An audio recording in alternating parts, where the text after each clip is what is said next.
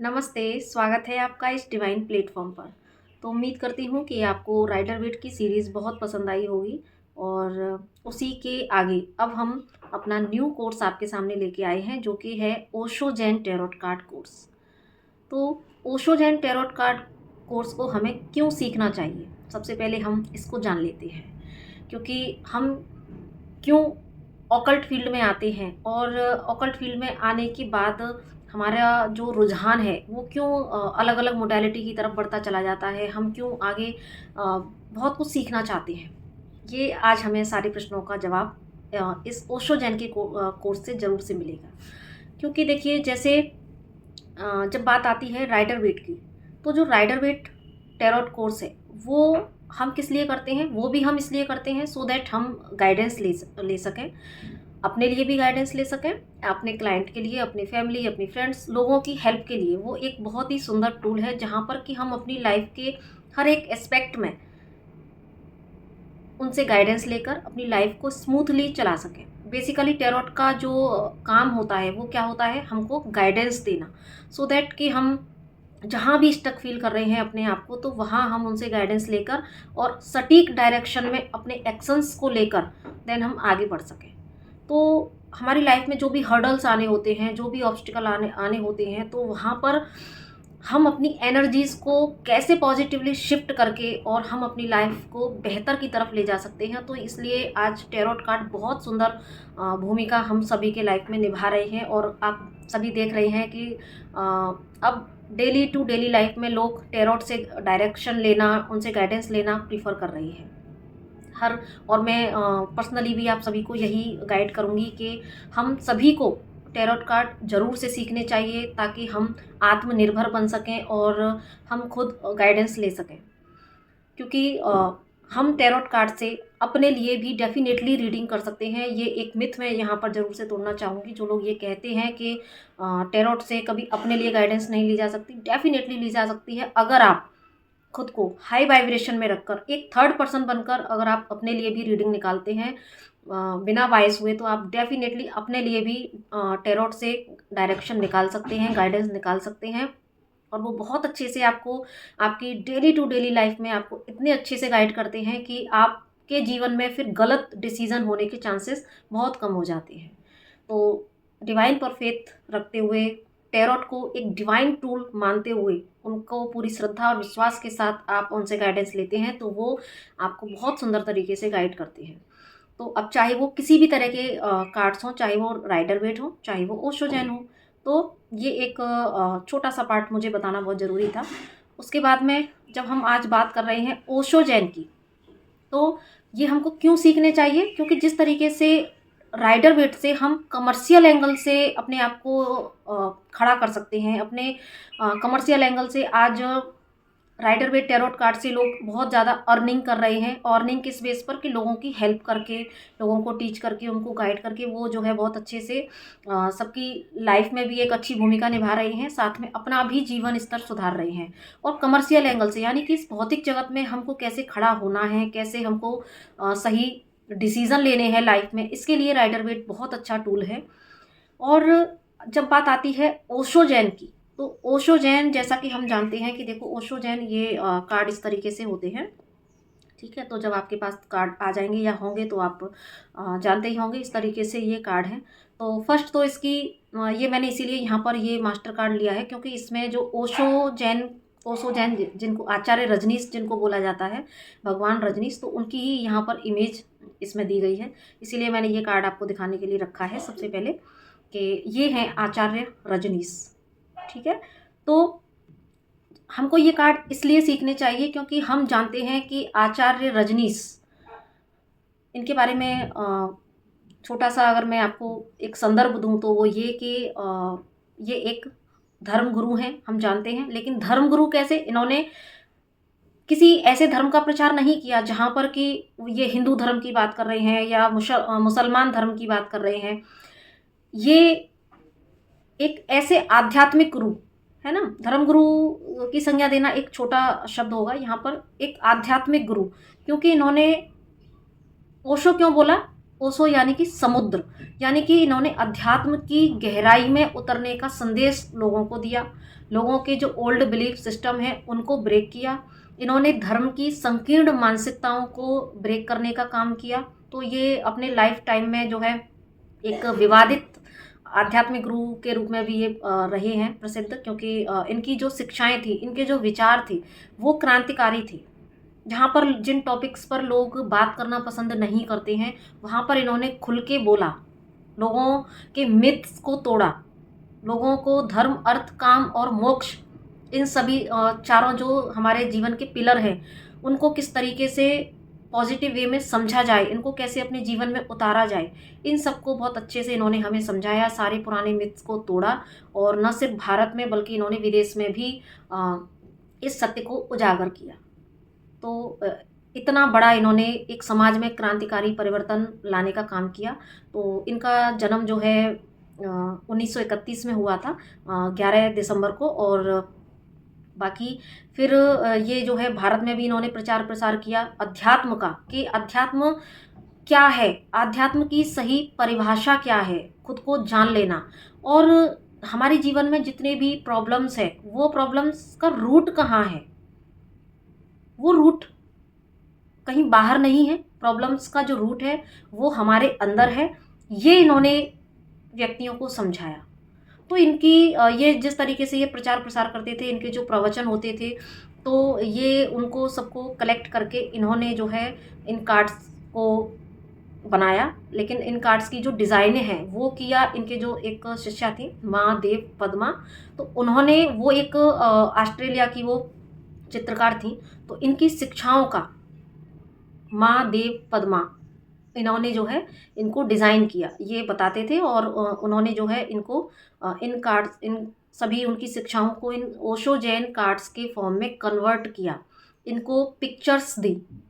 और mostly in cards की जो पिक्चराइजेशन है वो एक ज्योमेट्रिक तरीके से है, क्योंकि ये अध्यात्म के सागर में उस हद तक जा चुके थे, एक जहाँ पर कहते हैं ना अहम ब्रह्मास्मि, उस लेवल को इन्होंने जब पार कर लिया। तो इनको भी भगवान रजनीश के नाम से जाना जाता है। इनके नाम के आगे भगवान रजनीश, भगवान शब्द लगाया गया, जबकि इनका जो नाम था वो नाम था इनका चंद्रमोहन जैन।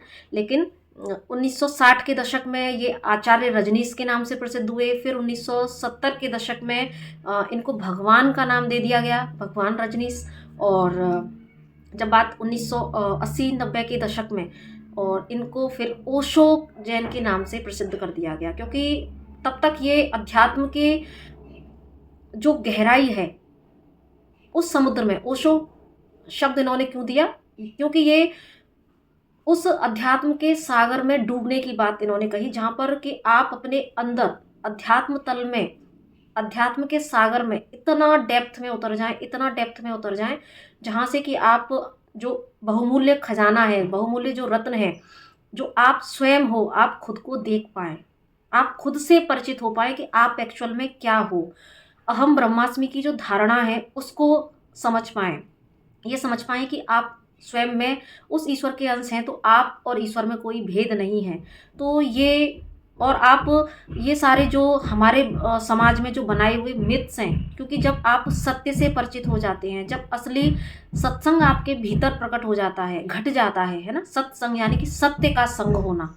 पूरे प्रवचन को सत्संग नहीं कहा जा सकता, वो प्रवचन होते हैं। लेकिन जब आप सत्य का संग कर लेते हैं, और सत्य क्या है, ईश्वर, सत्य क्या है, आत्मा। तो जब आप उस आत्मा का संग कर लेते हैं, जब आप उस परमात्मा का संग कर लेते हैं, तब असली सत्संग घटित होता है। तो उसी घटना, उसी प्रक्रिया, और उस प्रक्रिया को घटने के लिए जो आपके अंदर जो एक आध्यात्मिक साम्राज्य है, आपके अंदर जो एक आध्यात्मिक समुद्र है, उस समुद्र में भीतर उतर जाना और वहाँ से बहुमूल्य खजाने लेके आना, वहाँ से आपके सारे ओल्ड बिलीफ सिस्टम्स को बिल्कुल ख़त्म कर देना। क्योंकि जब आप एक्चुअल में आत्मा के आत्म स्वरूप से जब आप परिचित हो जाते हैं, तो आपके सामने से सारे भ्रम, सारे इल्यूज़न ख़त्म हो जाते हैं। तो अपने उसी आत्म स्वरूप से परिचित कराने के लिए ही ओशो जैन ने जो है इतना क्रांतिकारी परिवर्तन समाज के सामने रखा, अध्यात्म को अध्यात्म के एक्चुअल फॉर्म में रखा।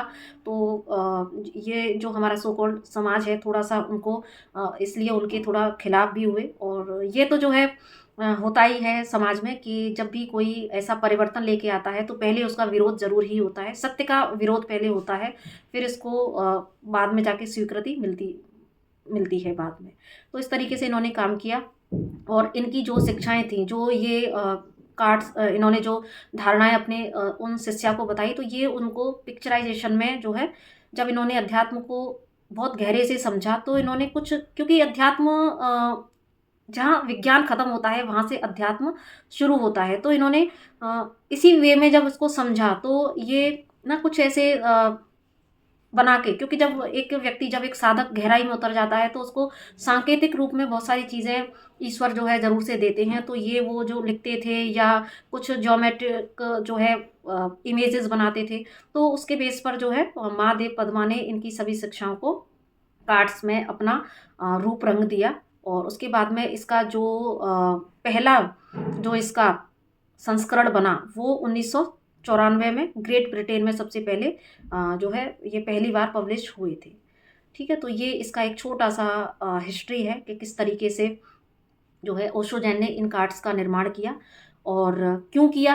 क्योंकि हम, जो मैंने अभी इतनी देर से ये जो बोला कि हम सत्य से परिचित हो पाएँ, और क्योंकि राइडर वेट से जिस तरीके से हम भौतिक जगत में अपनी चीज़ों को देख पाते हैं, कमर्शियल एंगल से चीज़ों को समझ के गाइडेंस ले पाते हैं, तो ओशो जैन हमको बताते हैं कि हम प्रॉब्लम की जो जड़ है, वो कहीं बाहर नहीं है। क्योंकि राइडर वेट हमको बताते हैं कि प्रॉब्लम की जड़ वो बाहर ढूँढते हैं कि बाहर हमको कैसे एक्शन लेना चाहिए।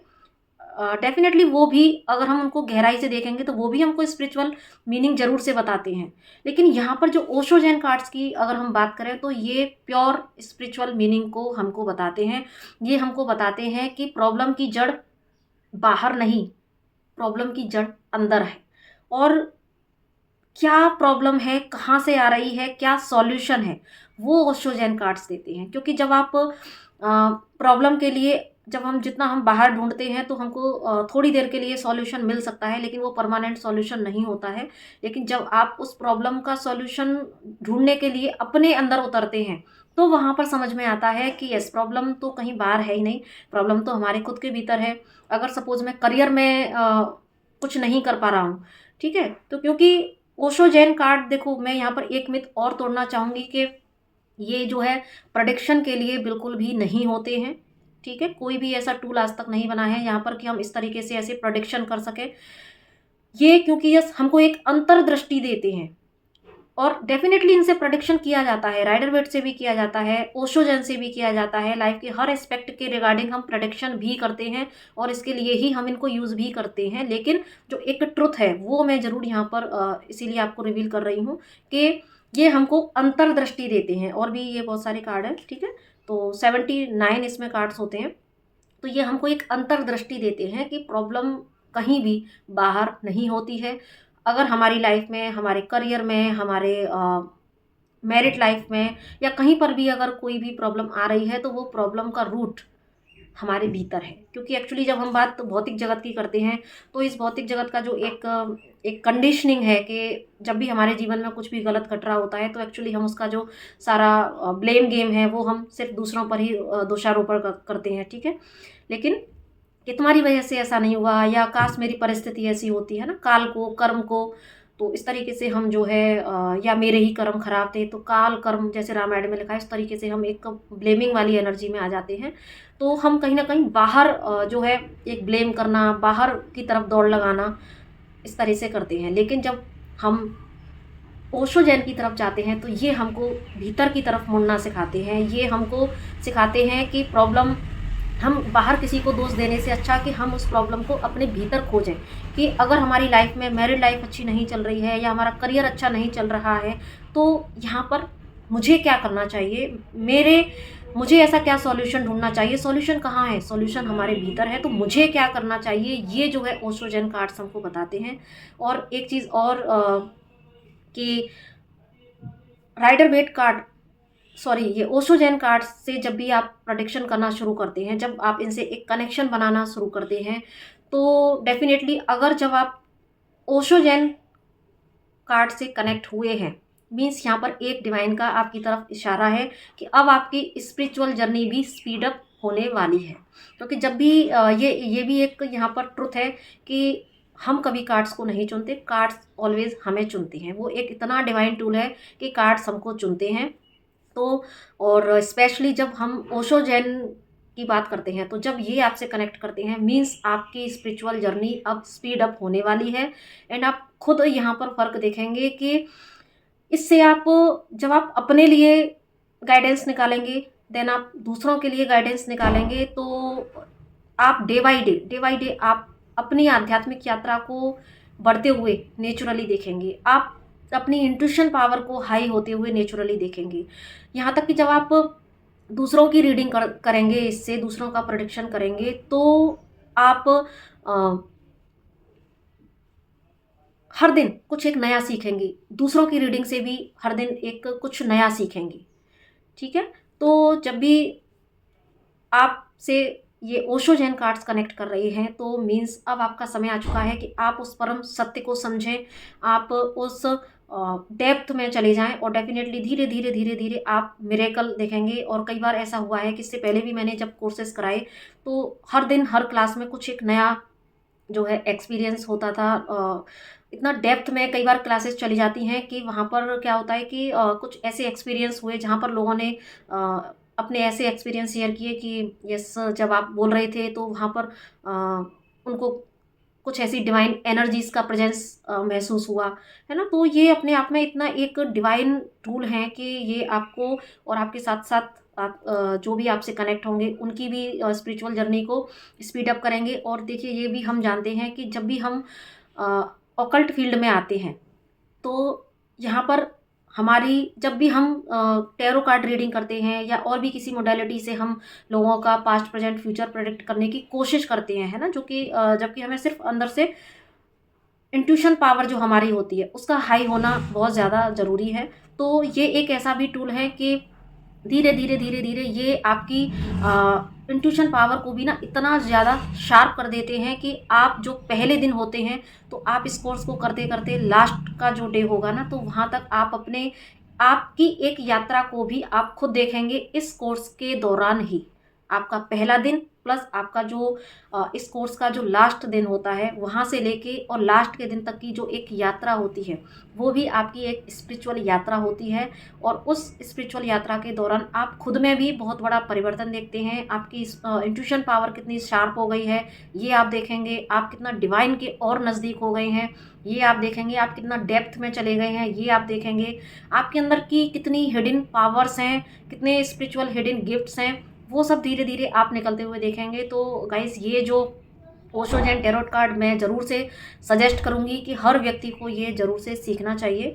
राइडर वेट का अपना बहुत इम्पोर्टेंस है, तो उससे कम इन कार्ड्स का भी नहीं है। और ऐसा भी नहीं है कि जो सिर्फ जिन्होंने राइडर वेट सीख लिया तो वो इनको नहीं सीख सकते, या जिन्होंने राइडर वेट नहीं किया तो वो इनको नहीं कर सकते। देखो, जिन्होंने राइडर वेट कर लिया उनको तो ये ज़रूर करना ही चाहिए। साथ में ये एक बहुत ही सुंदर टूल बन जाते हैं। ठीक है? क्योंकि जब हम कई बार राइडर वेट को करते समय भी हम जब स्ट्रक हो जाते हैं, तो वहाँ पर ये हमको बहुत सुंदर से गाइडेंस देते हैं। डेप्थ में क्या, रूट में क्या प्रॉब्लम है, सॉल्यूशन कहाँ से आएगा। तो ये कई बार जब हम राइडर वेट में स्टक हो जाते हैं, तो ओशो जैन कार्ड्स हमको बहुत अच्छे से वहाँ पर गाइडेंस देते हैं, हमको स्टकनेस से निकालते हैं। तो जिन्होंने राइडर वेट कर लिया है तो भी उनको ये ज़रूर से सीखना चाहिए अपने आपको और स्ट्रॉन्ग करने के लिए। एंड जिन्होंने नहीं भी किया राइडर वेट, तो उनको भी ज़रूर से करना चाहिए। ओशो जैन हर हाल में हर व्यक्ति को मैं पर्सनली सजेस्ट करूँगी कि वो ज़रूर से करें, सो दैट वो अपनी लाइफ के पर्पज़ को समझें, वो अपनी सोल के पर्पज़ को समझें, और अपने साथ साथ लोगों का भी भला करें। तो आई होप कि आपको बहुत अच्छे से समझ में आ गया होगा कि कैसे ये क्यों सीखना चाहिए और किस तरीके से इसका एक छोटा सा क्या इतिहास है, क्योंकि बहुत ज़्यादा पुराने ये कार्ड्स नहीं हैं। ठीक है? तो अगर आप पसंद आए हो तो आप ज़रूर से आगे सीरीज़ को कंप्लीट करिएगा। तो इसी के साथ में नमस्ते, राधे राधे।